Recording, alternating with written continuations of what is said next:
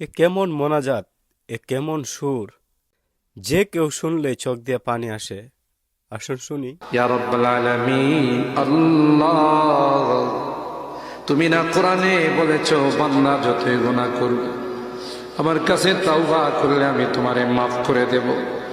মনে বড় আশা নিয়ে আল্লাহ তোমার শাহী দরবারে ভিক্ষুকের মতো হাত বাড়াইলাম। তুমি যদি ক্ষমা না করো, কে আমাদেরকে ক্ষমা করবে? কে আমাদের মাফ করবে? ভিক্ষুকে একজনের কাছে ভিক্ষা না পেলে আরেকজনের কাছে পায়। এক দুয়ার থেকে বিতাড়িত হলে আরেক দুয়ারে যায়। তোমার দরবার থেকে যদি মাহরুম হয়ে যায়, বিতাড়িত হয়ে যায়, কার কাছে যাব? কে আমাদেরকে ক্ষমা করবে?